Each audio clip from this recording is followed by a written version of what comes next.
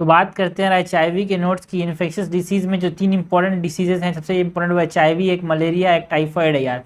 तो यहाँ पे हम नोट्स देखते हैं, HIV की बात करते हैं। तो HIV सबसे पहले तो ह्यूमन इम्यूनोडेफिशिएंसी वायरस है। यहाँ पे 2 तरह के वायरस होते हैं, एक है HIV-1 वायरस, एक है HIV-2 वायरस। ठीक है, ये किसको अटैक करते हैं भाई? ये जो HIV वायरस है या फिर ह्यूमन इम्यूनोडेफिशिएंसी वायरस है, HIV वायरस है, it attack on what? CD4 lymphocytes. CD4 lymphocyte को अटैक करता है, इसको कम कर देता है भाई। लेस देन 200 पर मिलीमीटर क्यूब जब हो जाते हैं ये, तो इसको हम क्या बोलते हैं? Acquired immunodeficiency syndrome. नॉर्मली जो CD4 सेल्स होते हैं वो कितने से कितने होते हैं भाई? 500 से 1500 के रेंज में होते हैं। बट अगर ये कम हो जाते हैं 200 से, तो उसको हम क्या बोलते हैं? एड्स कहते हैं। अब HIV यही CD4 लिम्फोसाइट्स को कम कर देता है। ट्रांसमिशन की बात करें तो जो ये HIV वायरस है फिर ह्यूमन इम्यूनोडेफिशिएंसी वायरस है, इसका मोस्ट ऑफ द 80% जो ट्रांसमिशन है वो सेक्सुअल रूट से होता है यार, है ना। नीडल शेयरिंग से भी हो सकता है, नीडल स्टिक इंजरी से भी हो सकता है,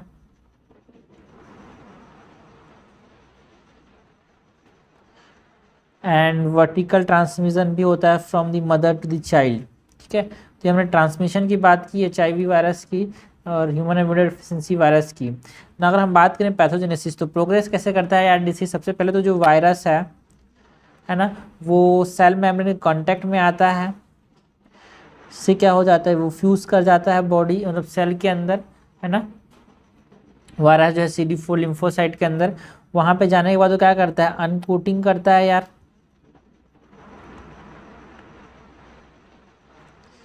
क्या है? Cell membrane. अनकोटिंग करने के बाद क्या करता है? वो रिलीज करता है अपना वायरल RNA को, एंड ये रिवर्स ट्रांसक्रिप्शन के थ्रू क्या बनाता है? DNA बनाता है। एंड देन इस DNA से क्या बन जाता है? ये जो DNA है it integrate with the host DNA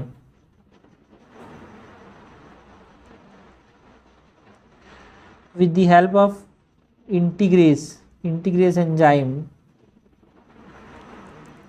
and then इसके बाद ये है ये वायरल, ये जो DNA है वो वायरल mRNA बनाता है। एंड देन ये वायरल mRNA जो है वो वायरल प्रोटीन बनाता है। एंड इस वायरल प्रोटीन की मदद से, है ना, ये जो वायरल प्रोटीन है ये प्रोटीएज की मदद से क्या बनाता है? बर्ड आउट होता है from the cell membrane.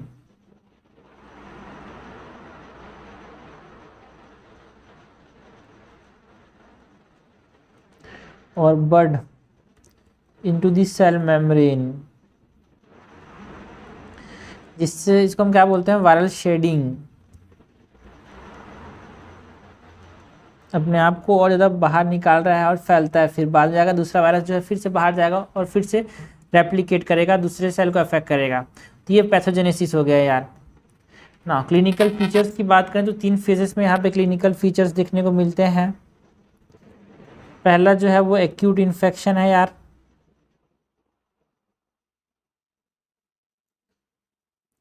Acute infection वाला फेज में क्या होता है? बट इंसान को फीवर आएगा, थकान महसूस होगी, दैट इज फटीग, सिर में दर्द होगा, हेडेक, माइल्जिया, जनरलाइज्ड वीकनेस को माइल्जिया बोलते हैं, आर्थ्रेल्जिया, हड्डियों में दर्द होगा, आर्थ्रेल्जिया होगा, जनरलाइज्ड लिम्फेडिनोपैथी देखने को मिल सकता है।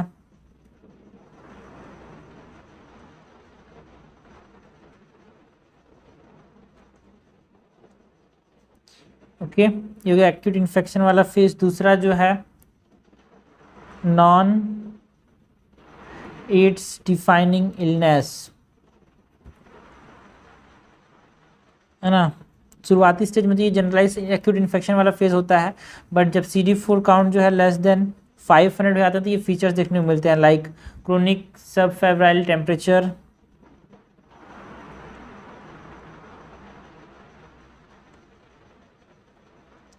Chronic subfebrile temperature, persistent generalised lymphadenopathy देखने को मिल सकता है।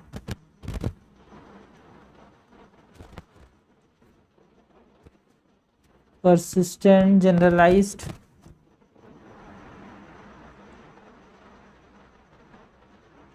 लिम्फेडिनोपैथी।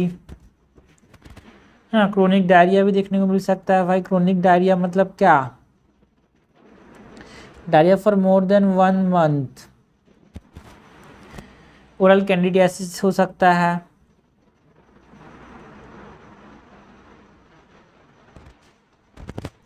वॉट्स देखने को मिल सकते हैं, है ना। ये नॉन एड्स डिफाइनिंग इलनेस है। बट एड्स डिफाइनिंग अगर बात करें, एड्स डिफाइनिंग इलनेस की, जब CD4 काउंट दूसरे से कम हो जाता है। फिर third phase is what? AIDS defining illness. दूसरे से CD4 काउंट कम हो जाता है यार, जिसकी वजह से हमारे पास न्यूमोसिस्टिक निमोनिया हो सकता है।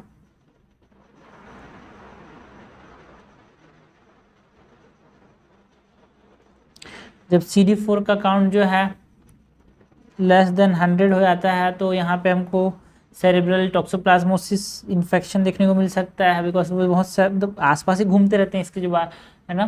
तो लेकिन आसानी से आसपास घूम रहे हैं ना जो प्रोटोजोआस है, बट यहाँ पे CD4 काउंट के कम होने की वजह से अचानक से अटैक कर देते हैं। बट जब हमारे बॉडी में हाई रहते हैं CD4 काउंट, तो उतना अफेक्ट नहीं कर पाते। तो सेरेब्रल टॉक्सोप्लाज्मोसिस हो सकता है 100 से कम होने पे, है ना। क्रिप्टोकोकल मेनिंजाइटिस हो सकता है।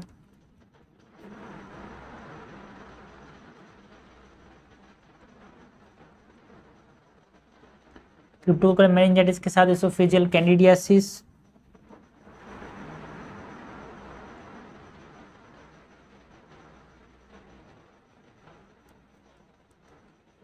अगर ये लेस देन 50 हो गया CD4 काउंट, तो डिसिमिनेटेड मैक मिल सकता है। मैक मतलब Mycobacterium avium complex. Disseminated bacterium avium complex. CMV retinitis देखने को मिल सकता है। दिस साइटोमेगालोवायरस रेटिनाइटिस या फिर CMV कोलाइटिस, कोलन का इन्फ्लामेशन। तो ये हमने बात की अबाउट द क्लिनिकल फीचर्स यार। फर्स्ट जो था एक्यूट इन्फेक्शन फेज, दूसरा था non AIDS defining illness, third is the AIDS defining illness. ना अगर हम बात करें डायग्नोसिस की, डायग्नोसिस से पहले तो अपॉर्चुनिस्टिक इन्फेक्शन की बात कर सकते हैं। बट हाँ, पहले डायग्नोसिस कैसे करेंगे वो बताते हैं, उसके बाद अपॉर्चुनिस्टिक इन्फेक्शन क्या क्या हो सकते हैं वो बताएंगे यार। ठीक है, तो आप इसको भी पहले ले सकते हो और अपॉर्चुनिस्टिक इन्फेक्शन को पहले ले सकते हो। तो डायग्नोसिस की बात करें तो यहाँ पे हम क्या क्या कर सकते हैं? रूटीन इन्वेस्टिगेशन कराना जरूरी है भाई। रूटीन इन्वेस्टिगेशन में हम क्या क्या करा सकते हैं? हीमोग्लोबिन लेवल, CD4 काउंट,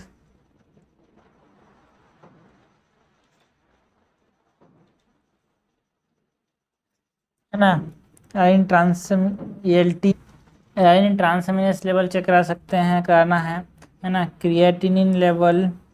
ठीक है, रूटीन इन्वेस्टिगेशन। और क्या कर सकते हैं डायग्नोसिस में? सीरोलॉजिकल इन्वेस्टिगेशन और serological test like ELISA, Western blotting करा सकते हैं। और कराना होता है यार हमने को वायरल कल्चर करा सकते हैं। वायरल कल्चर क्यों भाई? वायरल लोड देखने के लिए, कितना ज़्यादा वायरस की एंट्री हुई है उसको देखने के लिए वायरल कल्चर करा सकते हैं, है ना। एंड वायरोलॉजिकल टेस्ट की बात करें सो उसमें हम PCR करा सकते हैं।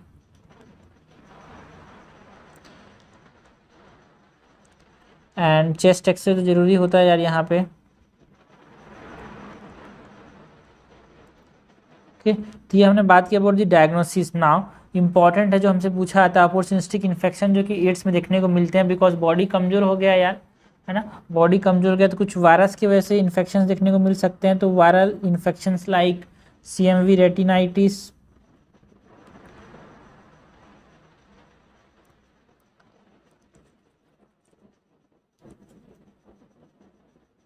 Viral infection like CMV retinitis, है ना। ह्यूमन पैपिलोमा वायरस का इन्फेक्शन के चांसेस बढ़ जाते हैं। एप्स्टीन बार वायरस का इन्फेक्शन आसान हो जाता है। तो ये वायरल इन्फेक्शन हो सकता है। बैक्टीरियल इन्फेक्शन की बात करें तो माइकोबैक्टीरियम TB का इन्फेक्शन बहुत आसानी से हो सकता है एड्स पेशेंट को। माइकोबैक्टीरियम एवियम कॉम्प्लेक्स का इन्फेक्शन आसानी से हो सकता है। और हम बात करें फंगल इन्फेक्शन जो कि आसानी से हो सकते हैं एड्स वाले पेशेंट्स को, वो है क्या, कैंडिडियासिस, है ना, न्यूमोसिस्टिक जेरोसी इन्फेक्शन,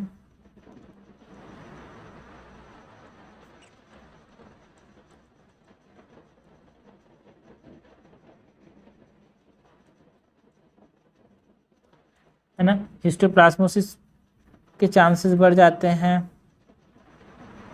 एड्स वाले पेशेंट को होने के। क्रिप्टोकोक्सिस हो सकता है भाई, क्रिप्टोकोक्सिस,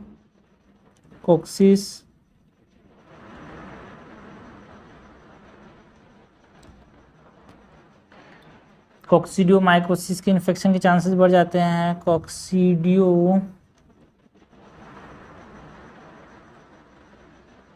माइकोसिस की हमने फंगल इन्फेक्शन की बात की। प्रोटोजोल इन्फेक्शन लाइक यहाँ पे टॉक्सोप्लाज्मोसिस गोंडाई के चांसेस बढ़ जाते हैं। अपॉर्चुनिस्टिक इन्फेक्शन में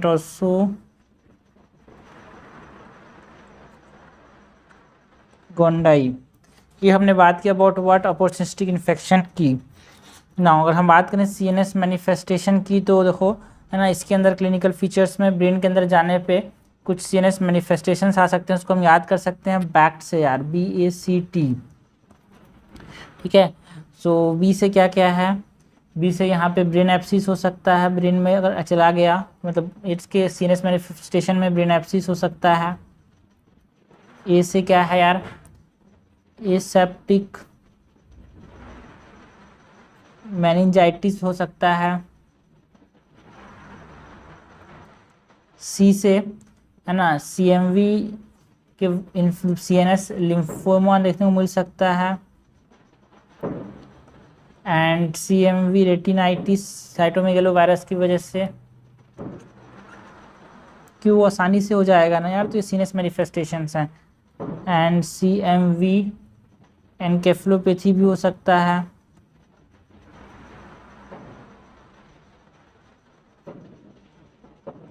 ओके, CMV एनकेफेलोपैथी, क्रिप्टोकोकल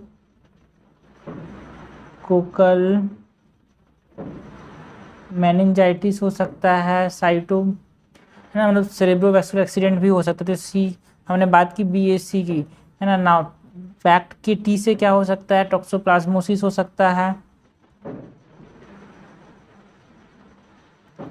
ना, TB मेनिंजाइटिस हो सकता है,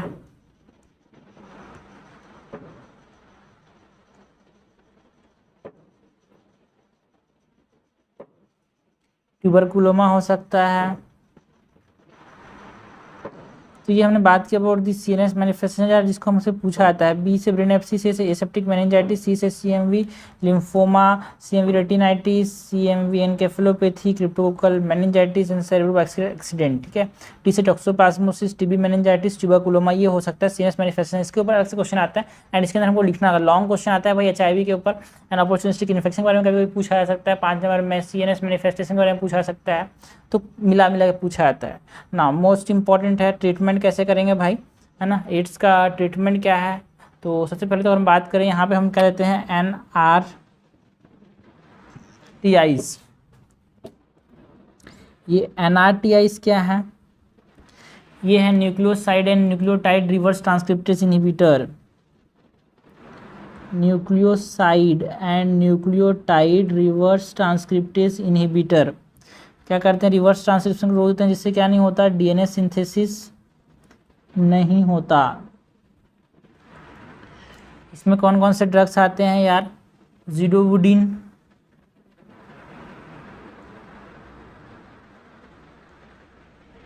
लैमिवुडिन,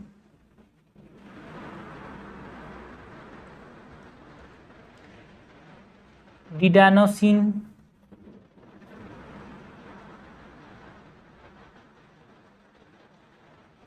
टिनोफोवीर, ये है NRTIs।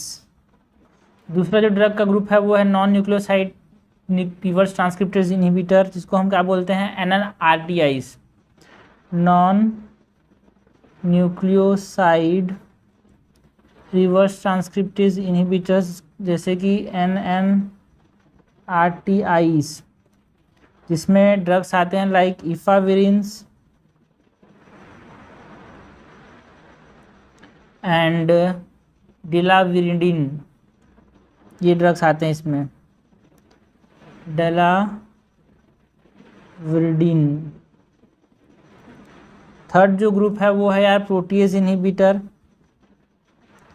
तो ये जो प्रोटीएज इनहिबिटर काम कैसे करते हैं आप समझना, हम अलग अलग स्टेप में, ये पैथोजेनेसिस के अलग अलग स्टेप में, पहले तो हमने देखा है ना प्रोटीएज इनहिबिटर है, फ्यूजन इनहिबिटर है ना, फ्यूजन को रोक सकते हैं भाई, ये प्रोटीएज को रोक देंगे है ना, यहाँ पे इंटीग्रेज को रोक सकते हैं, न्यूक्लियर मतलब रिवर्स ट्रांसक्रिप्टेज को रोक सकते हैं, रिवर्स ट्रांसक्रिप्शन को रोक सकते हैं, तो उसके लिए ड्रग्स हैं protease inhibitors like indinavir and ritonavir.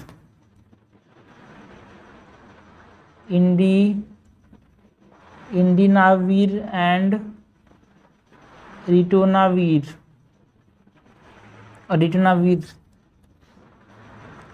Fourth है फ्यूजन इनहिबिटर। फ्यूजन इनहिबिटर की बात करें तो मिराविरेंस और मिराविरोक।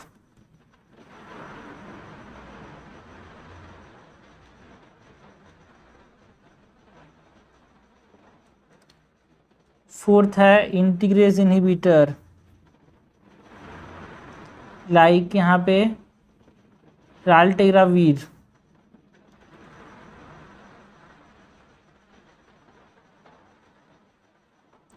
ये तो ये मिराविरोक है यार, मिराविरोक। इसके बाद हम बात करते हैं अबाउट व्हाट प्रिवेंशन, कैसे करेंगे प्रिवेंशन। से पहले तो पोस्ट एक्सपोजर प्रोफाइलैक्सिस की बात करते हैं। अगर किसी का एक्सपोजर हो गया तो क्या करना है, दो चीज़ें इंपॉर्टेंट है यहाँ पे, post exposure prophylaxis and prevention. Post exposure prophylaxis में हम किस कॉन्सेप्ट पे चलते हैं, डिकॉन्टामिनेशन यार। एंड यहाँ पे हम 3 ड्रग देते हैं। तार के 3 ड्रग कौन कौन से हैं ना, टिनोफोवीर, अभी देखा टिनोफोवीर क्या है, an nucleotide and nucleoside reverse transcriptase inhibitor है, टिनोफोवीर ये देते हैं। टिनोफोवीर प्लस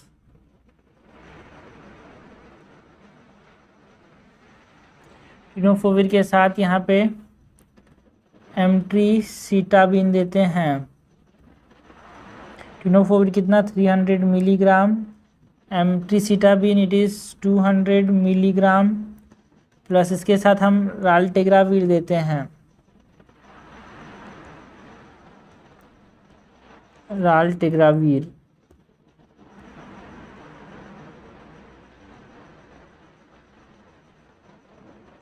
कितना 400 मिलीग्राम, कितने दिन के लिए, 4 हफ्ते के लिए।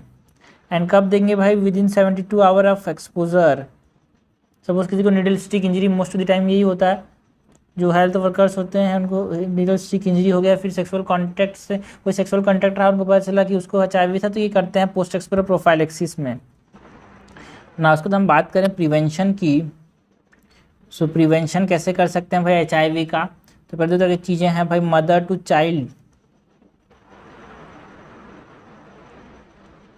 अगर ट्रांसमिशन हो रहा है उसका प्रिवेंशन कैसे करेंगे, हार्ट रिजीम है भाई, ठीक है, क्या रिजीम है, हार्ट रिजीम है। मदर टू चाइल्ड ट्रांसमिशन को रोकने के लिए क्या है, हार्ट रिजीम है, जहाँ पे हम किसको फॉलो करते हैं, तेल निकाल देते हैं,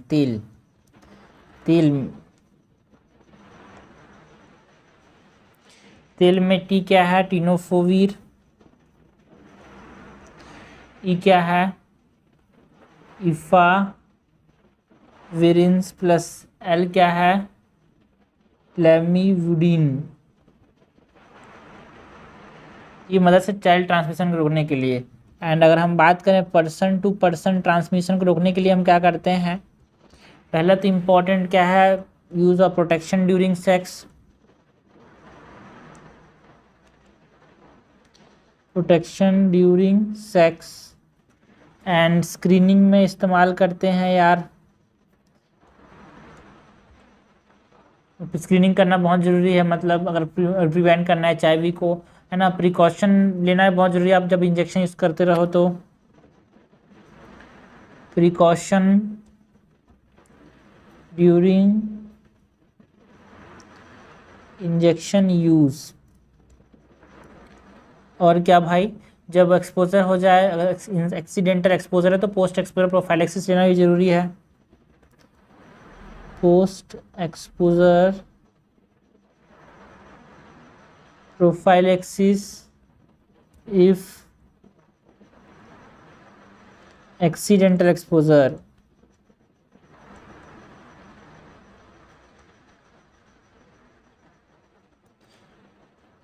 फिफ्थ इज एजुकेशन, यार कि कैसे रोकना चाहिए HIV के ट्रांसमिशन को, तो ये जरूरी है। तो ये हमने बात की about what prevention, post exposure prophylaxis, treatment में कौन कौन से ड्रग्स आते हैं, CNS मैनिफेस्टेशंस की बात की, अपॉर्चुनिस्टिक इन्फेक्शन की बात की, डायग्नोसिस कैसे करेंगे यार, क्लिनिकल फीचर्स क्या होते हैं, 3 स्टेजेस में होते हैं, 3 फेजेस में होते हैं। एक्यूट इन्फेक्शन का phase, non AIDS defining illness, AIDS defining illness हमने देखा कि पैथोजेनेसिस कैसे होता है यार, एड्स HIV कैसे जाके एड्स में बदलता है, ट्रांसमिशन कैसे कैसे हो सकता है, एंड ये होता क्या है HIV और एड्स का डिफरेंस क्या है, कि एड्स कब बोलेंगे 200 से जब कम हो जाते हैं CD4 काउंट, है ना, तो उसको हम क्या बोल देते हैं, एड्स।